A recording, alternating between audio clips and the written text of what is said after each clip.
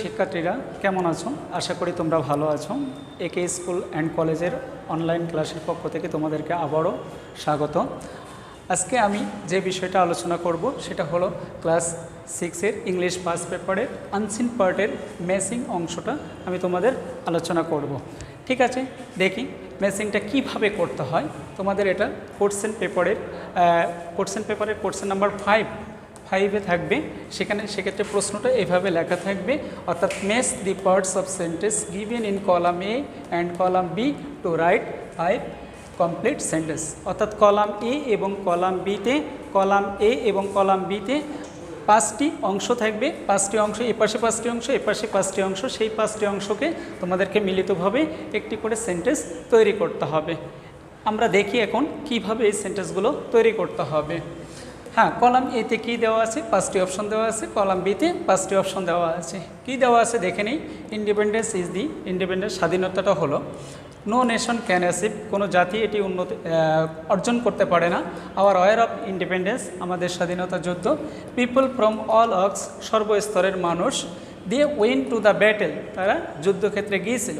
আমরা দেখে নেই পার্ট বিতে কী আছে। টুক প্লেস ইন 1971, অর্থাৎ 1971 সালে এটা কি হয়েছিল? অনুষ্ঠিত হয়েছিল। ইট উইদাউট স্ট্রাগল, অর্থাৎ সংগ্রাম ছাড়া অর্জন করা যায় না। Field to save the country, অর্থাৎ যুদ্ধক্ষেত্রে গিয়েছিল তাদের দেশটাকে রক্ষা করার জন্য। Birth right of a man, একজন মানুষের জন্মগত অধিকার। অফ লাইফ, অর্থাৎ সর্বস্তরের জনগণ। জয়েন্ট দ্য ওয়ার, তারা যুদ্ধক্ষেত্রে অংশগ্রহণ করেছিল। এখন আমরা এটার উপর ভিত্তি করে আমরা অ্যান্সারটা লিখব। কিভাবে লিখবে? একের সাথে কি আছে? ইন্ডিপেন্ডেন্স ইজ দ্য, স্বাধীনতাটা হলো birth right of a man, একজন মানুষের জন্মগত অধিকার। তাহলে একের সাথে কোন নাম্বারটা আসতেছে এখানে? ডি, ওয়ানের সাথে ডি। সেক্ষেত্রে আমরা পুরো সেন্টেন্সটা লিখব।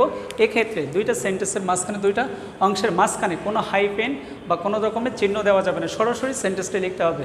এবং ম্যাচিংয়ের যে সেন্টেন্সটি থাকে সেটি মূলত অ্যাসার্টিভ সেন্টেন্স। অর্থাৎ অ্যাসার্টিভ সেন্টেন্স হলো সেই সেন্টেন্স, অর্থাৎ যে সেন্টেন্সে কোনো বর্ণনা বা বিবৃতি প্রকাশ করে।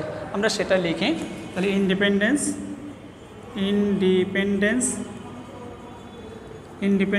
is the birthright of a man।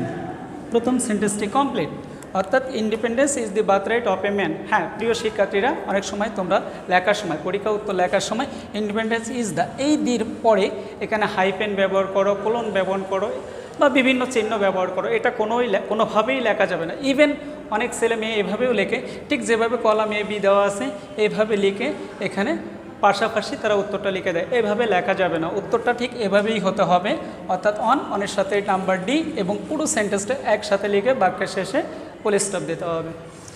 Number 2, no nation can achieve, কোনো জাতি অর্জন করতে পারে না। ইট উইদাউট স্ট্রাগল, অর্থাৎ কোনো জাতি সংগ্রাম ছাড়া এটি অর্জন করতে পারে না। তাহলে কি হবে? 2 এর সাথে কত নাম্বার আসতেছে? বি। তাহলে no nation can achieve it without struggle, কোনো জাতি এটি সংগ্রাম ছাড়া অর্জন করতে পারে না। Number 3, our war of independence, আমাদের স্বাধীনতা যুদ্ধটা টুক প্লেস ইন 1971, অর্থাৎ 1971 সালে অনুষ্ঠিত হয়েছিল। ঠিক আছে, তাহলে 3-এর সাথে কত নাম্বার? এ। 3-এর সাথে number A. Our war of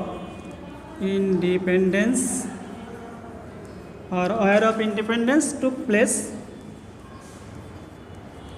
place in 1971, আমাদের স্বাধীনতা যুদ্ধ 1971 সালে অনুষ্ঠিত হয়েছিল। Number 4, people from all works of life, সর্বস্তরের জনগণ। জয়েন্ট দ্য ওয়ার, অর্থাৎ সর্বশ্রেণীর জনগণ কী করেছিল? এই যুদ্ধে অংশগ্রহণ করেছিল। তাহলে 4-এর সাথে কত নাম্বার হচ্ছে? ই, অর্থাৎ 4-এর সাথে ই। তাহলে people from all works of life joint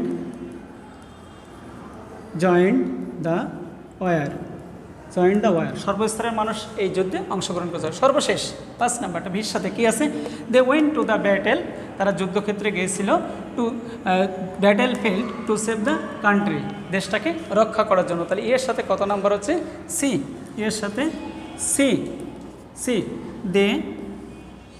they went to the battlefield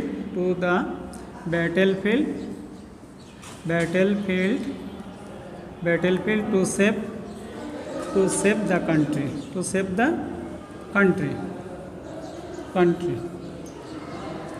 আশা করছি তোমরা এটা বুঝতে পারছো। ঠিক এরই ধারাবাহিকতায় তোমাদেরকে আমি আরও আরেকটি বুঝিয়ে দিচ্ছি। হ্যাঁ প্রিয় শিক্ষার্থীরা, হ্যাঁ আমরা আরও আরেকটি তোমাদের এই বিষয়টি বোঝাই দিতে চাচ্ছি। ম্যাচিং খেয়াল করে দেখো, আরেকটি কী লিখেছি? এটি ছিল আমি ছিলাম। I was earning barely enough, যথেষ্ট পরিমাণে আমার উপার্জন ছিল। আই গট এ লেটার, আমি একটি চিঠি পেয়েছিলাম। দি লেডি হ্যাড রিড, ভদ্র মহিলা পড়েছিল। দ্বিতীয় কলামে কি আছে? To keep body and soul together, কাইকোলেসে জীবনযাপন করা। লিভিং ইন প্যারিসে বাস করতো। অন অফ মাই বুকস, আমার একটি বই। 20 years ago, 20 বছর আগে। ফ্রম এ লেডি, একটা ভদ্রমহিলার কাছ থেকে। তাহলে আমাদের এখানে কি হবে? আমরা এবার একটু মেলানোর চেষ্টা করি। এটি ছিল 20 years ago, এটি ছিল 20 বছর আগের ঘটনা। হ্যাঁ, তাহলে এর সাথে নাম্বার কত? এর সাথে নাম্বার হলো D. It was 20 years ago. It was 20 years ago. এটা 20 বছর আগের ঘটনা। আমি কি করতাম? লিভিং ইন প্যারিস, আমি তখন প্যারিসে বাস করতাম। প্যারিস ফ্রান্সের রাজধানী, অর্থাৎ সেই গল্পটা দিয়েছে। I was living in Paris, আমি প্যারিসে বাস করতাম। তাহলে 2-এর সাথে কত নাম্বার? এখানেও 2, বি। তাহলে I was living in Paris, আমি প্যারিসে বাস করতাম। 3 number, I was earning barely enough to keep body and soul together, অর্থাৎ আমি যেটা আয় করতাম তাই দিয়ে ক্লেশে কোনোভাবে জীবনযাপন করতাম। তাহলে 3-এর সাথে কত নাম্বারটা হলো? এ। 3-এর সাথে A. I was earning barely enough to keep body and soul together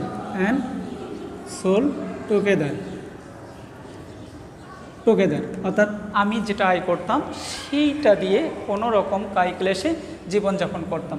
4 number option, I got a letter, আমি একটি চিঠি পেয়েছিলাম। ফ্রম এ লেডি, একটা ভদ্র মহিলার কাছ থেকে। অর্থাৎ 4-এর সাথে তাহলে কত নাম্বার আসতেছি? E. I got a letter from a lady, আমি এক ভদ্র মহিলার কাছ থেকে একটি চিঠি পেয়েছিলাম। দ্য লেডি হ্যাড রিড, ওই ভদ্র মহিলা পড়েছিল। অন অফ মাই বুকস, আমার একটি বই। তাহলে 5-এর সাথে কত হলো? 5-এর সাথে নাম্বার হলো C. The lady had read one of my books, অর্থাৎ ভদ্র মহিলা আমার একটি বই পড়েছিল। প্রিয় শিক্ষার্থীরা, আশা করি তোমরা এই বিষয়টা বুঝতে পেরেছো। ঠিক এরই ধারাবাহিকতায় তোমাদের সেকেন্ড মডেল টেস্টে যে সিলেবাস দেওয়া আছে সেটা 15 থেকে 23 মডেল। আশা করি এটার উপর ভিত্তি করে তোমরা এই 15 থেকে 23 মডেল সম্পূর্ণ বাসায় ভালো করে প্র্যাকটিস করবা এবং এই বিষয়টা নিজেদের আয়ত্তে আনতে পারবা। সবাইকে ধন্যবাদ, ভালো থেকো, আল্লাহ হাফেজ।